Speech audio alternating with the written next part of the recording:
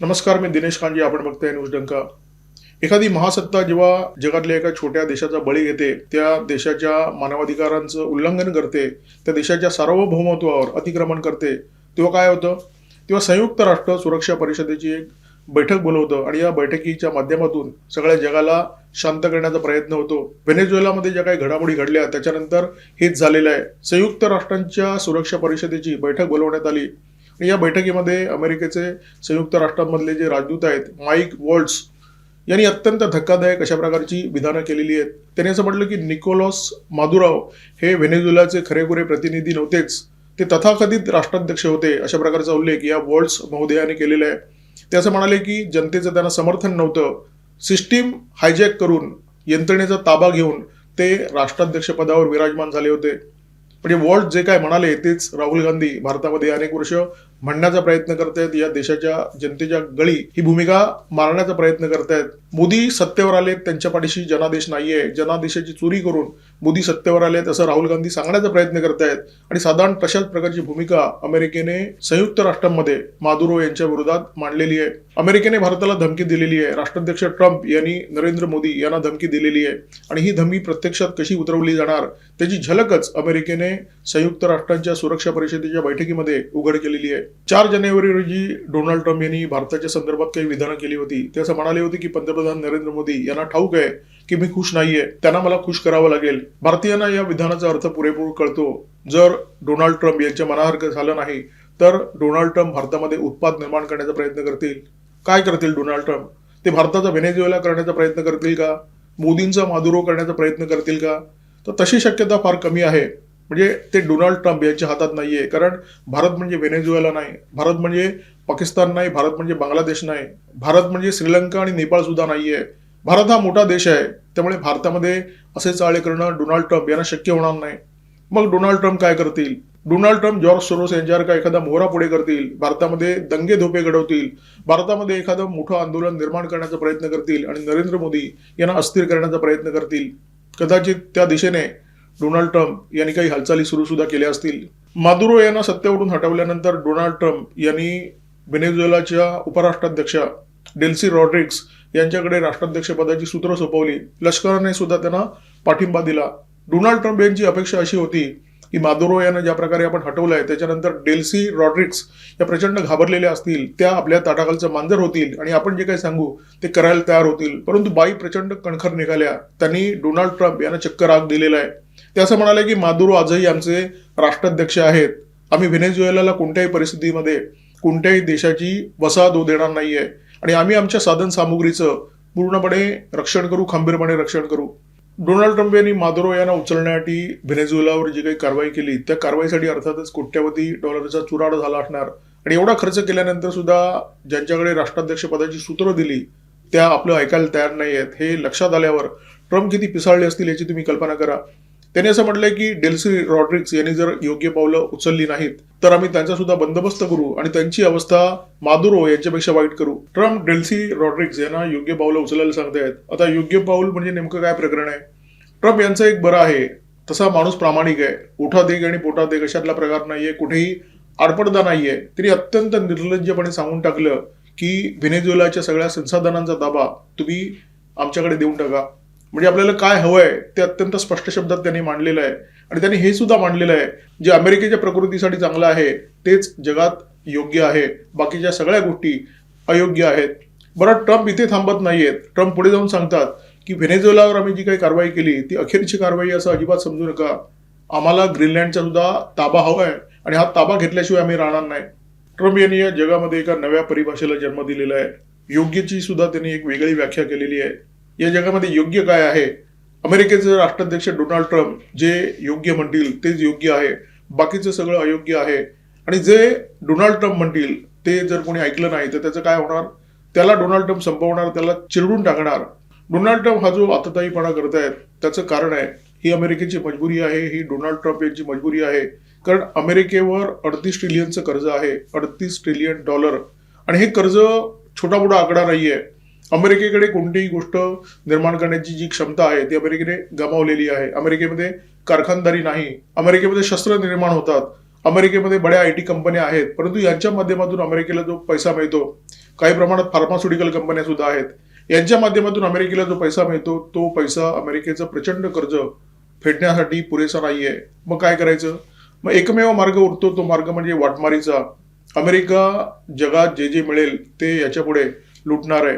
America जगाची लूट करून फक्त थांबणार नाहीये. आपला निकृष्ट दर्जाचा माल अमेरिकेला जगाच्या गळ्यात मारायचा आहे. हा निकृष्ट दर्जाचा माल म्हणजे कोणता? जेनेटिक बियाणी, जेनेटिक कृषी उत्पादनं, मांसाहाराचा अंश असलेली डेअरी प्रॉडक्ट, हा सगळा माल अमेरिकेला भारताच्या गळ्यात मारायचा आणि भारताला हा माल घ्यायचा नाहीये.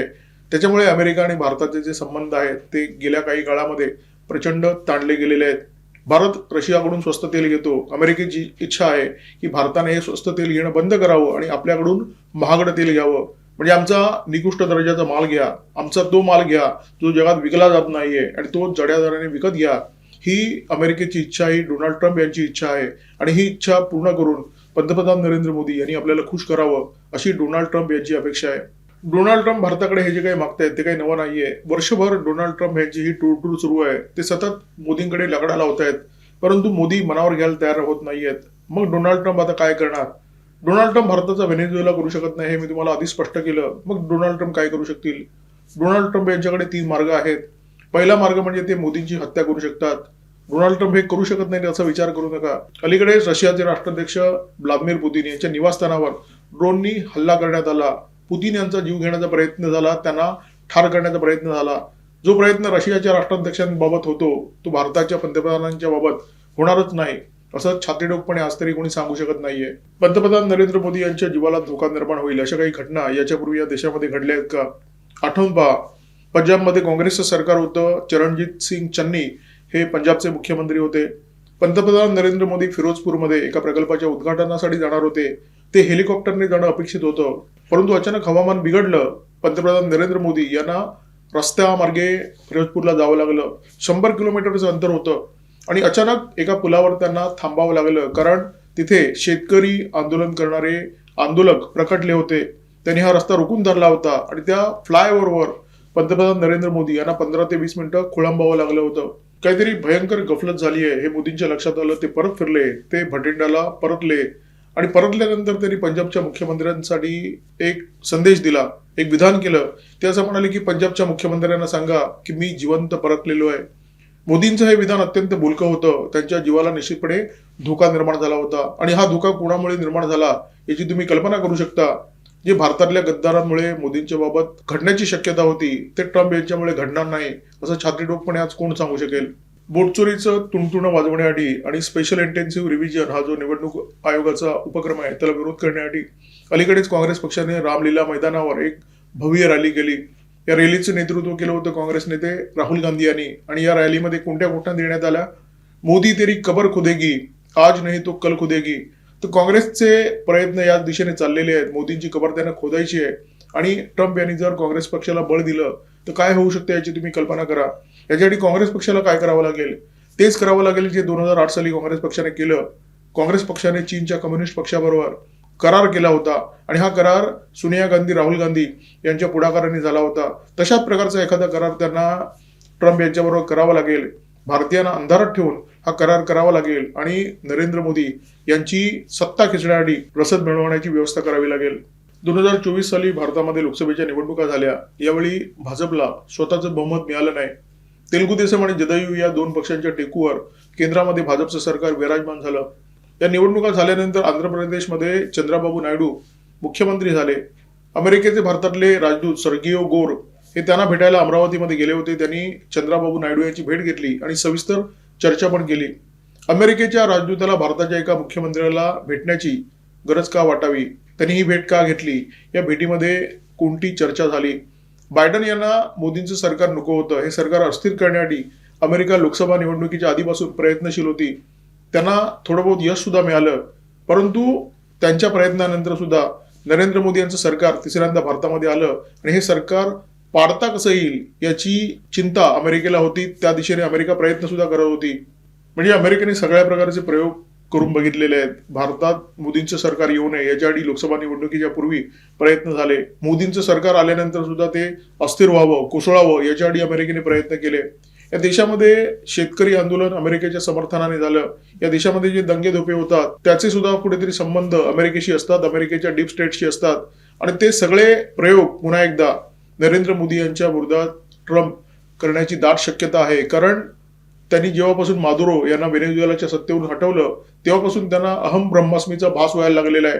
ते प्रचंड चिकाळलेले आहेत आणि ते कोणत्याही देशाच्या विरोधात काहीही करू शकतील अशा प्रकारची परिस्थिती आहे. आणि विशेष करून तो देश जो देश त्यांना जुमानत नाहीये.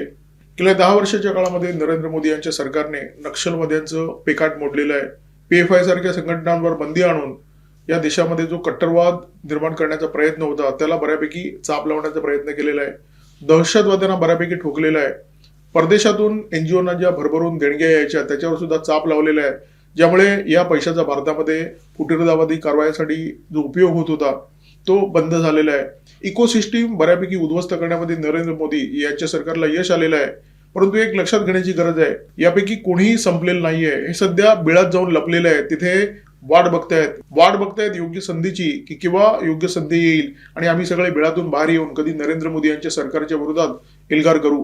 अमेरिकी डीप ॲसेटचा मोहरा जॉर्ज सोरोस, त्याचा मुलगा एलेक्स सोरोस आणि डोनाल्ड ट्रम्प यांच्यामधून विस्तव जात नाही. ऑगस्ट 2025 मध्ये या पितापुत्रांवर डोनाल्ड ट्रम्प यांच्या सरकारने कारवाई केली होती.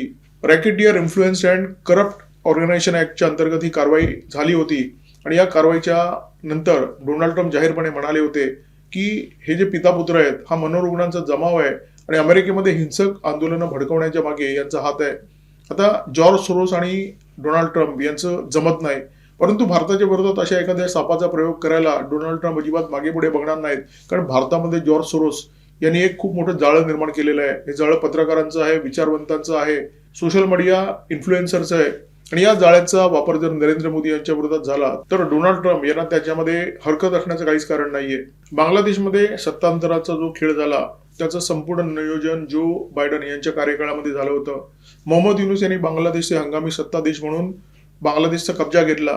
ते सत्तेवर आल्यानंतर अमेरिकेमध्ये सत्तांतर झालं होतं. डोनाल्ड ट्रम्प यांचं सरकार आलं होतं. परंतु ट्रम्प यांच्या सरकारच्या कार्यकाळामध्ये जॉर्ज सोरोस यांचा पुत्र एलेक्स सोरोस याने बांगलादेशमध्ये जाऊन मोहम्मद युनूस यांची गाठभेट घेतली होती. या ज्या घटना आहेत त्या घटनांचा अर्थ अत्यंत स्पष्ट आहे. सोरोस आणि ट्रम्प यांच्यामध्ये जे वैर आहे ते राजकीय वैर आहे आणि राजकारणामध्ये जे लोक असतात ते अत्यंत लवचिक असतात. सोरोस आणि ट्रम्प यांचं टार्गेट जर भारत असेल तर भारताच्या विरोधात सोरोस यांचा वापर करण्यात ट्रम्प यांना काही हरकत असण्याचं कारणच नाहीये. 2024च्या लोकसभा निवडणुकीनंतर काँग्रेस पक्षाला विरोधी बाकांवर बसण्याचा जनादेश जनतेने दिला. नरेंद्र मोदी यांना तिसऱ्यांदा या देशाचं पंतप्रधान बनवलं. परंतु निवडणुका झाल्यानंतर मोदी यांचं सरकार केंद्रामध्ये विराजमान झाल्यानंतर राहुल गांधी सातत्याने बोलतायत की नरेंद्र मोदी यांच्या पाठीशी जनादेश नाहीये, नरेंद्र मोदी यांच्या पाठीशी जनतेचं समर्थन नाहीये. ते वोट चोरी करून EVM हॅक करून सत्तेवर आलेले आहेत. त्यांनी बिहार, महाराष्ट्र, कर्नाटक या सगळ्या निवडणुकांच्या आधी EVMचा जो मुद्दा आहे तो जोरजोरात उपस्थित केला. परंतु जनतेने या मुद्द्याला समर्थन दिलं नाही. राहुल गांधी यांचा पराभव झाला, त्यांच्या पक्षाचा पराभव झाला. अलीकडे कर्नाटकमध्ये सत्ताधारी काँग्रेस पक्षाने EVMच्या संदर्भात एक सर्वे केला होता आणि या सर्वेमध्ये जनतेला प्रश्न विचारला होता की तुमचा EVM वर विश्वास आहे का. तर ज्या राज्यामध्ये काँग्रेसची सत्ता आहे त्या राज्यातल्या 83% जनतेने EVMच्या बाजूने कल दिला आणि त्यांनी म्हटलं की EVM मध्ये मतदान करणं आम्हाला काही गैर वाटत नाहीये, EVM ही योग्य सिस्टीम आहे. म्हणजे कर्नाटकच्या जनतेने, ज्या जनतेने काँग्रेस पक्षाला कर्नाटकच्या सत्तेवर बसवलेलं आहे त्या जनतेने राहुल गांधी यांना सणसणीत थप्पड दिलेली आहे. राहुल गांधी यांचा जो फंडा आहे तो साफ चुकीचा आहे हे स्पष्टपणे सांगितलेलं आहे. परंतु राहुल गांधी यांनी एक इच्छा वारंवार बोलून दाखवलेली आहे की नरेंद्र मोदी तू जो भाषण कर रहा है ना, इस देश का युवा तुमको एक दिन डंडे से मारेगा, दौड़ा दौड़ा के मारेगा, हे राहुल गांधी यांनी जाहीर भाषणामध्ये सांगितलेलं आहे. हे फक्त राजकीय विधान नाहीये, ही राहुल गांधी यांची इच्छा आहे. या देशातला युवा दांडे घेऊन नरेंद्र मोदी यांच्या मागे लागलेला आहे आणि तो त्यांना मारण्यासाठी उतावीळ झालेला आहे. अमेरिकेने व्हेनेझुएलावर जी कारवाई केली त्या कारवाईनंतर जगभरामध्ये प्रचंड ओरड झाली. चीन आणि रशियाच्या मागणीनुसार संयुक्त राष्ट्रांनी सुरक्षा परिषदेची बैठक बोलवली. या बैठकीमध्ये माईक वॉल्ट्झ जे अमेरिकेचे संयुक्त राष्ट्रांमध्ये राजदूत आहेत त्यांनी जे काही मुद्दे मांडले ते मुद्दे अत्यंत खतरनाक अशा प्रकारचे मुद्दे आहेत. त्यांनी असं म्हटलं की मादुरो हे व्हेनेझुएलाचे खरेखुरे प्रतिनिधी नाही आहेत. त्यांनी निवडणुकीच्या काळामध्ये यंत्रणेचा कब्जा केला आणि यंत्रणेचा कब्जा करून बेकायदेशीररित्या व्हेनेझुएलाचे राष्ट्राध्यक्ष बनले. त्यांना व्हेनेझुएलाच्या जनतेचं समर्थन नाहीच आहे, ते तथाकथित राष्ट्राध्यक्ष आहेत अशा प्रकारची मुक्ताफळं माईक वॉल्स यांनी संयुक्त राष्ट्रांच्या बैठकीमध्ये उधळलेली आहेत. राहुल गांधी नेमकं हेच बोलतायत. राहुल गांधी वारंवार सांगतायत की नरेंद्र मोदी यांना जनतेचं समर्थन नाहीये, ते बोट चोरी करून सत्तेवर आलेले आहेत, त्यांनी ईव्हीएम हॅक केलेलं आहे. हे सगळे मुद्दे राहुल गांधी वारंवार मांडतायत. आपल्याला माहिती आहे की राहुल गांधी जे काय म्हणतात, जे काय बोलतात ते बाहेरून आयात केलेलं असतं. ते जे टूल किट असतं ते बाहेरून मागवण्यात आलं असतं. राहुल गांधी फक्त इथे बसून पोपटपंची करतात. आता प्रश्न हा निर्माण होतो, माईक वॉल्स आणि राहुल गांधी जर एका भाषेमध्ये बोलत असेल तर या दोघांच्या स्क्रिप्टचा रायटर कोण आहे, या दोघांच्या स्क्रिप्टचा सलीम जावेद कोण आहे, हा अत्यंत महत्वाचा प्रश्न आता निर्माण झालेला आहे. आणि जो फंडा अमेरिकेने व्हेनेझुएलाचे राष्ट्राध्यक्ष निकोलस मदुरो यांच्या विरोधात वापरला, तोच भविष्यामध्ये नरेंद्र मोदी यांच्या विरोधात वापरला जाणार का, हा सगळ्यात मोठा प्रश्न आहे. डोनाल्ड ट्रम्प यांनी 4 जानेवारी रोजी भारत आणि पंतप्रधान नरेंद्र मोदी यांच्या विरोधात जी काही विधानं केली, ज्या काही धमक्या दिल्या, त्या विषारी आहेत. परंतु खरं हलाहल अमेरिकेने माईक वॉल्स यांच्या मुखातून संयुक्त राष्ट्रांच्या बैठकीमध्ये बाहेर काढलेलं आहे. आणि हे जे हलाहल आहे ते भविष्यामध्ये भारताला त्रासदायक ठरेल अशा प्रकारची शक्यता आहे. माईक वॉल्स जे काय म्हणाले ते विधान नव्हतं, ते अमेरिकेने व्हेनेझुएलाच्या विरोधात वापरलेलं शस्त्र होतं. आणि हेच शस्त्र म्हणजे तुम्हाला जनादेश नाहीये, तुम्हाला जनतेचं समर्थन नाहीये, तुम्ही यंत्रणा हॅक केलेली आहे, हेच आरोप भविष्यामध्ये राहुल गांधी यांच्या मुखातून अधिक प्रभावीपणे, अधिक आक्रमकपणे बाहेर आलेले दिसतील. आणि राहुल गांधी यांना कदाचित ट्रम्प यांचं बळ मिळेल. आणि त्यामुळे भारतीय जनतेने अत्यंत सजग राहण्याची गरज आहे. पुढचे 6-8 महिने म्हणजे ट्रम्प प्रचंड चेकाळलेले आहेत आणि जगातल्या प्रत्येक देशामध्ये ते उत्पाद निर्माण करणार, विशेष करून अशा देशांमध्ये ज्या देशातून त्यांना विरोध आहे. नरेंद्र मोदी तर त्यांच्या कोणत्याही मागण्या मान्य करायला तयार नाही. त्यामुळे भारतामध्ये ट्रम्प उत्पाद निर्माण करणार ही बाब 100% सत्य आहे.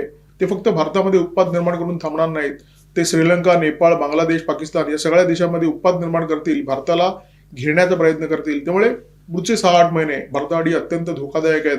अत्यंत गंभीर परिस्थिती भारतामध्ये निर्माण होण्याची शक्यता आहे. दंगे धोपे, आंदोलनं, मोर्चे, जाळपोळ असं काहीही भारतामध्ये होऊ शकतं. आणि याचा मुकाबला फक्त नरेंद्र मोदी यांचं सरकार करू शकत नाही, याचा मुकाबला फक्त लष्कर सुद्धा करू शकत नाही. देशाच्या प्रत्येक नागरिकाने सैनिक बनवून या सगळ्या घटनाक्रमाकडे अत्यंत डोळसपणे पाहणं गरजेचं आहे आणि आपल्या पातळीवर या घटनांचा मुकाबला करणं गरजेचं आहे. तुर्तास येथेच थांबतोय. व्हिडिओमध्ये माझ्यासोबत होते cameraman Omkar Bhagwat, video editor Ajay Shelke. तुम्ही आमच्या व्हिडिओला चांगला प्रतिसाद देता, हजारोंच्या संख्येने आमचे व्हिडिओ पाहिले जातात, परंतु त्या तुलनेमध्ये तुम्ही लाईक, शेअर आणि कॉमेंट करत नाही. एक लाईक करायला, एक कॉमेंट करायला किंवा व्हिडिओ सबस्क्राईब करायला फार वेळ लागत नाही, काही सेकंदाचा वेळ लागतो, परंतु तुमची एक कृती आम्हाला प्रेरणा देणारी असते. त्यामुळे न चुकता लाईक करा, कॉमेंट करा आणि आठवणीने आमचं चॅनल सबस्क्राईब करा. नमस्कार, धन्यवाद.